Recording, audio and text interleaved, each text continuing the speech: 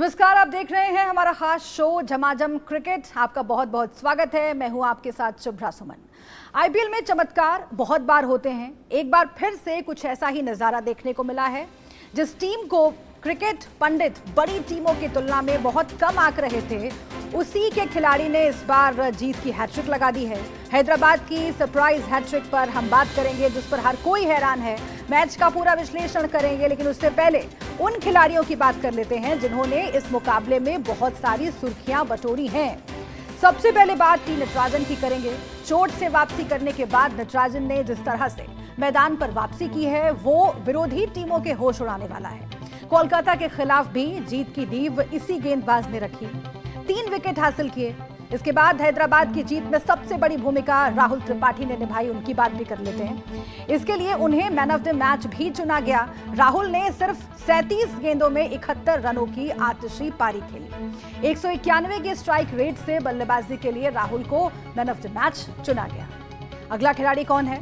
Match के तीसरे सबसे बड़े खिलाड़ी थे अफ्रीकी बल्लेबाज एडन मार्क्रम, जिन्होंने हैदराबाद की जीत में बड़ा रोल प्ले किया। उन्होंने 31 गेंदों में आईपीएल में अपना दूसरा अर्धशतक पूरा किया। मार्क्रम यही नहीं रुके और मैच फिनिश करते हुए उन्होंने नाबाद 68 रनों की पारी खेली। अब चौथे खिलाड़ी की बात करते हैं। कोलकाता की टीम जीत तो नहीं पाई, लेकिन आंद्रे रसेल ने आतिशी पारी खेलते हुए नाबाद 40 से भी ज्यादा रन बनाए। रसेल का स्ट्राइक रेट 196 रहा। केकेआर की पारी के आखिरी ओवर में T20 स्पेशलिस्ट खिलाड़ी ने 16 रन बनाए। रसेल के तूफान को रोकना किसी के लिए आसान नहीं था। अब पांचवें खिलाड़ी की बात करते हैं। कोलकाता को जरूरत थी वरुण चक्रवर्ती की और उन्होंने जलवे दिखाए। सनराइजर्स के कुछ विकेट चटकाए, लेकिन विकेट लेना तो दूर, वरुण ने अपने 3 ओवर में 45 रन खर्च कर दिए, यानी हर ओवर में 15 रन। जब टीम के पास प्राइम स्पिन गेंदबाज, जिसे मिस्ट्री स्पिनर भी कहा जाता है, इस तरह फेल हो जाते हैं तो टीम को शिकस्त खाना लगभग तय हो जाता है। हैदराबाद की जीत की चर्चा करेंगे, कोलकाता की हार का पोस्टमार्टम भी होगा, जिसके लिए स्टूडियो में हमारे साथ विराट कोहली के कोच और दिल्ली टीम के हेड कोच राजकुमार शर्मा जी मौजूद हैं। इसके साथ ही सबा करीम हमारे साथ जुड़ेंगे, रितेंद्र सिंह सोडी भी हमारे साथ जुड़ेंगे। लेकिन सबसे पहले बात करेंगे राजकुमार शर्मा जी से। राजकुमार जी, सबसे पहले यही आपसे समझना चाहूंगी तमाम फैंस के लिए कि आखिर जो कोलकाता के मिस्ट्री स्पिनर की मिस्ट्री गायब हुई, उसके पीछे की वजह क्या है? बहुत ऑफ कलर दिखे शुभ्रा, आपने ठीक कहा। बहुत एक्सपेक्टेशन थी उनसे कि मिस्ट्री स्पिनर हैं और वो विकेट लेकर देंगे, लेकिन काफ़ी ऑफ कलर दिखे। और जिस तरह के प्रहार उनके ऊपर राहुल त्रिपाठी ने स्पेशली किए, ऑफ स्टंप के बाहर से जो 2 छक्के उन्होंने लगाए, वो बहुत ही लाजवाब थे। और वहाँ से शायद उनका कॉन्फिडेंस काफ़ी ख़राब हुआ और इसीलिए आप देखें 3 ओवर में 45 रन वरुण चक्रवर्ती ने दे दिए, जो कि वर्ल्ड कप स्क्वाड में हमारे मेंबर थे। और काफ़ी आशाएं थी कोलकाता की टीम को उनसे कि वो इनरोड्स करेंगे और जल्दी विकेट दिलाकर प्रेशर बनाएंगे सनराइजर्स पर, लेकिन हुआ उसका उल्टा। राहुल त्रिपाठी ने उनके ऊपर ऑनस्लॉट किया और कहीं ना कहीं वो बिखर सी गई उनकी गेंदबाजी। जी, सोडी जी का हम रुख कर लेते हैं एक बार। सोडी जी, जो आईपीएल में इंडियन प्लेयर्स हैं, उनका जलवा लगातार दिखाई दे रहा है। क्या वाकई उससे उनकी टीम को फायदा हो रहा है? क्योंकि हम ये भी बात कर रहे हैं कि कई जो खिलाड़ी हैं वो फेल भी हुए हैं। जी हाँ, बिल्कुल शुभ्रा। अगर हम बात करते हैं कल के गेम की, अगर आप किसी भी क्रिकेट पंडित से बात करते, उसने केकेआर को फेवरेट ठहराया था, लेकिन ऐसा नहीं हुआ है। जिस तरह कल हैदराबाद खेली है, दे ब्लेस्ड ऑल सिलेंडर्स। और आपने सही कहा, अगर इंडियन प्लेयर्स परफॉर्म करते हैं किसी भी खेमे में, किसी भी टीम में, वो टीम की तूती बोलती है। और कल हैदराबाद की बोली है। राहुल त्रिपाठी की बात करें, जिस तरह उनका ऑनस्लॉट था, बहुत सराहनीय था। 191 रन का अगर हम स्ट्राइक रेट की बात करें, I think that is massive. वहां से गेम पूरी तरह हैदराबाद के पक्ष में आ गया। और उसके बाद टी नटराजन जिस तरह बॉलिंग कर रहे हैं, जिस रिदम में नजर आ रहे हैं, that is again a big asset. तो जी हाँ, बड़ी जीत हैदराबाद के द्वारा। और केकेआर को यहां पे खलरा होगा कि बड़ा मौका था, लेकिन हाथ से गया। एक बार हम सबा जी का रुख कर लेते हैं, वो भी हमारे साथ जुड़ गए हैं। सबा जी, हैदराबाद की जीत को आप कैसे देखते हैं? ये एक सरप्राइज एलिमेंट की तरह आया आपके लिए भी? इस बार जिस तरह का प्रदर्शन हो रहा है सनराइजर्स का, मुझे लगता है कि ये दर्शा रहा है कि उनकी टीम में विश्वास बहुत ज़्यादा बढ़ गया है। इसके पहले भी उन्होंने 2 मैचेस जीते हैं, ये तीसरा मैच उन्होंने जीता है ऑन द ट्रॉट। इसका मतलब यही है कि उनकी टीम में उनकी गेंदबाजी बहुत ज़्यादा तगड़ी हो रही है और जिस तरह की बल्लेबाजी देखने को मिल रही है, उनके पास केन विलियमसन है, उनके पास अभिषेक शर्मा है और इस समय राहुल त्रिपाठी और एडन मार्करम ने जिस तरह की बैटिंग की तो वो गहराई इस टीम में नजर आ रही है। सबसे बड़ी मजबूती इनकी गेंदबाजी है। टी नटराजन का आपने नाम लिया, भुवनेश्वर कुमार अच्छी गेंदबाजी कर रहे हैं, तो शानदार मिश्रण इस समय टीम में देखने को मिल रहा है। तो मेरे लिए सरप्राइज नहीं था। धीरे धीरे ये टीम जो है और भी बड़ी बड़ी टीमों को जरूर तंग करेगी। हालांकि ऐसा लग रहा था ऑक्शन टेबल के बाद कि ये टीम उस तरह के प्लेयर्स को नहीं खरीद पाई है, पर कई सारे जो यंगस्टर्स हैं इस टीम में वो अच्छा परफॉर्म कर रहे हैं। विशेष करके राहुल त्रिपाठी सबसे ज़्यादा अंडररेटेड खिलाड़ी अगर कोई आईपीएल में है वो है राहुल त्रिपाठी। और ये शानदार परफॉर्मर है, एक प्रकार का साइलेंट परफॉर्मर है और हमेशा इसने अपनी टीम के लिए परफॉर्म किया है। पिछले साल केकेआर के लिए खेल रहे थे, वहाँ पर भी उन्होंने कई सारी मैच विनिंग पारियाँ खेली और इस समय उसी प्रकार के कारनामा वो सनराइजर्स के लिए भी कर रहे हैं। जी राजकुमार जी का हम रुख कर लेते हैं। शुरुआती जो झटके लगे हैदराबाद की टीम को राजकुमार जी, उससे उनके फैंस बहुत निराश थे, लेकिन जो हैट्रिक लगाई है अब वो आपके लिए सरप्राइज थी? क्योंकि सबा जी की तो कह रहे हैं कि it was not a surprise. नहीं देखिए, सरप्राइज तो था क्योंकि कल सभी फेवरेट कोलकाता को ही मान रहे थे। कोलकाता एक बेटर साइड थी और अच्छी क्रिकेट खेल रहे थे वो, लेकिन जिस तरह सनराइजर्स ने वापसी की है वो बहुत ही लाजवाब है।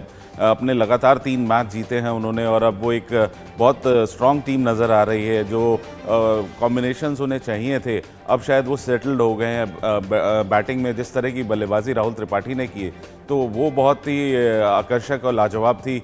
साथ साथ उनके माकरम हैं, अभिषेक शर्मा, केन विलियमसन, तो अब बैटिंग भी थोड़ा स्ट्रांग लग रहा है जो कि उनका पहले वीक पॉइंट लग रहा था। तो कहीं ना कहीं अच्छी वापसी की है सनराइजर्स ने, जो कि पहले शुरुआती दौर में लग रहा था कि बिल्कुल राइट ऑफ है ये टीम, इस टीम का कोई चांस नहीं होगा प्लेऑफ में पहुंचने का, लेकिन अब वो एक स्ट्रांग कंटेंडर नज़र आ रहे हैं प्लेऑफ में पहुंचने के। ठीक है, एक बार फिर से मैं सोडी जी का रुख कर लेती हूँ। रितेंद्र जी, बार बार बात होती है कुछ खिलाड़ियों की और ये कहा जाता है कि उन पर भरोसा नहीं जताया गया। वरुण चक्रवर्ती पर क्या और भरोसा जताना ज़रूरी था? क्योंकि वर्ल्ड कप खिलाने की एक तरफ बात हो रही थी, लेकिन अब कुछ और ही हालात लग रहे हैं उनके लिए। जी हाँ शुभ्रा, देखिए वरुण चक्रवर्ती एक ऐसे खिलाड़ी हैं जिन्होंने कुछ महीने पहले पूरी दुनिया में अपना नाम कर लिया था। आईपीएल में he was the main performer. ऐसा लग रहा था इनको हिट लग ही नहीं सकती है। विकेट टेकर हैं, आपके प्रीमियम मैच विनर हैं, लेकिन इनका ग्राफ नीचे आया है। भारतीय टीम में मौका मिला, वर्ल्ड कप में मौका मिला, वहां पे अपना सिक्का नहीं जमा पाए। तो अब मुझे लगता है कहीं ना कहीं time is running out for him. कल जिस तरह बॉलिंग की, मैं मानता हूं राहुल त्रिपाठी ने बहुत अच्छी बल्लेबाजी की, लेकिन आप राहुल त्रिपाठी को बेहतर बॉलिंग कर सकते हैं, अच्छी पिचिंग आप कर सकते हैं। कल सटीकता नहीं नजर आ रही थी, आउट ऑफ रिदम नजर आ रहे थे। तो जी हाँ, उनको बहुत काम करने की जरूरत है, क्योंकि एक बार जब आप इंडियन टीम से बाहर होते हैं तो आपको अपनी परफॉर्मेंस के बलबूते पे वापसी करनी होती है। लेकिन अनफॉर्चुनेटली वरुण चक्रवर्ती बड़े तरीके से स्ट्रगल करते नजर आ रहे हैं। वरुण चक्रवर्ती स्ट्रगल कर रहे हैं। सबा जी, क्या श्रेयस अय्यर के लिए भी आप यही कहेंगे? क्योंकि उनसे भी बहुत सारी उम्मीदें थी, लेकिन क्या बल्लेबाजी में वो फ्लॉप नजर आए हैं और आगे क्या देखते हैं आप फ्यूचर? ये देखिए, सडनली केकेआर की टीम की जो बैटिंग है विशेष करके बहुत ज़्यादा कमज़ोर नजर आ रही है। उसका सबसे बड़ा कारण यही है कि उनके जो एक प्रकार के मेस्टे हैं, जो कप्तान है वो है श्रेयस अय्यर, अंतर्राष्ट्रीय अनुभव है। वो उनसे जितनी उम्मीदें की जा रही थी केकेआर की तरफ से वो देखने को मिली नहीं है। और उसके साथ साथ अगर आप उनको ओपनिंग पेयर को भी देखेंगे तो इस समय पहले वो अजिंक्य रहाणे से ओपन करा रहे थे, इस समय एरन फिंच को लगाया है, उन्होंने रन नहीं किया। वेंकटेश अय्यर का सिर्फ एक मैच का शतक उन्होंने लगाया है। तो बल्लेबाजी का पूरी की पूरी जो दारोमदार है वो कुछ हद तक आंद्रे रसल के ऊपर आ गया। उतना आसान नहीं होता है सिर्फ एक बल्लेबाज के ऊपर आपको मैच दिखाना।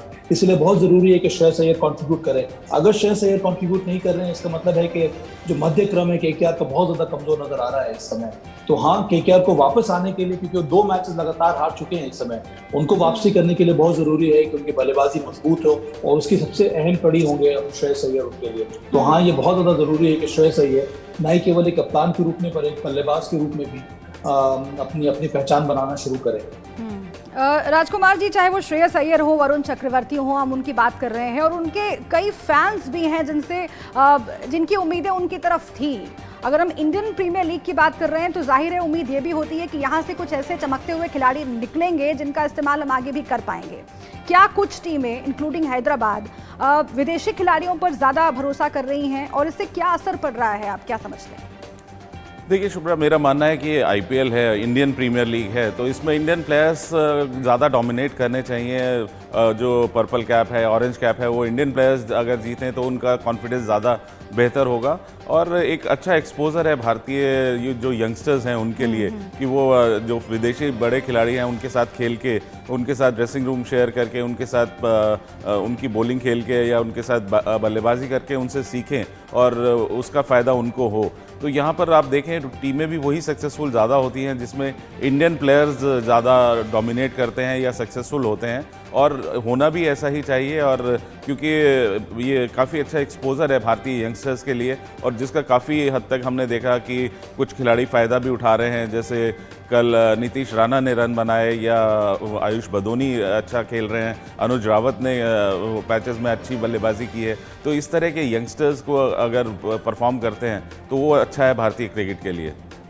अच्छा, एक बार आज के मुकाबले की बात करना भी ज़रूरी है क्योंकि वक्त हमारे पास बहुत कम बचा है और इसके लिए सबा जी के पास मैं जाना चाहती हूँ क्योंकि दिल्ली का मुकाबला है बेंगलुरु के साथ। दिल्ली की टीम से आप जुड़े हुए हैं, किस तरह की उम्मीदें हैं आपको सबा जी? उम्मीदें तो हमेशा से लगी रही हैं दिल्ली कैपिटल्स के साथ। आज एक बहुत ही अहम मुकाबला है, आरसीबी के साथ ये मुकाबला होने वाला है। दिल्ली कैपिटल्स के लिए मुझे जहां तक खबरें आ रही हैं कि मिच मार्श अवेलेबल होंगे, अब उनको खिलाया जाएगा कि नहीं ये निर्भर करेगा टीम मैनेजमेंट के ऊपर। खलील अहमद अच्छी गेंदबाजी कर रहे हैं, आमरिक नॉक के क्या उनकी वापसी होगी ये कहना इस समय बहुत मुश्किल होगा, पर मजबूती नजर आ रही है दिल्ली कैपिटल्स में। दिल्ली कैपिटल्स की विशेषता ये है कि हमारी बल्लेबाजी जो है उसमें गहराई है। पिछले मैच में भी हमने देखा था जिस तरह शार्दुल ठाकुर, अक्षर पटेल ने रन बनाया था। इसका मतलब यह है कि ऊपरी क्रम के जो बल्लेबाज हैं वो खुलकर बैटिंग कर सकते हैं। डेविड वार्नर का रन बनाना, पृथ्वी शॉ का अच्छे फॉर्म में आना, ये अच्छे संकेत है दिल्ली कैपिटल्स के लिए।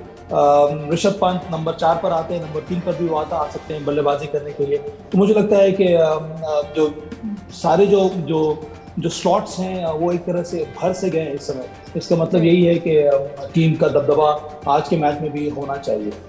दिल्ली की टीम से आपको बहुत उम्मीदें हैं, लेकिन बेंगलुरु के जो फैंस हैं वो भी तमाम उम्मीदें लगाकर बैठे हुए हैं। देखना होगा किनकी उम्मीदें कायम रहती हैं, किनकी उम्मीदें टूटती हैं, किस तरफ ये पूरा आईपीएल का जो गेम है वो जा रहा है। फिलहाल बहुत शुक्रिया आप तीनों का हमसे बातचीत करने के लिए, इस चर्चा में शामिल होने के लिए।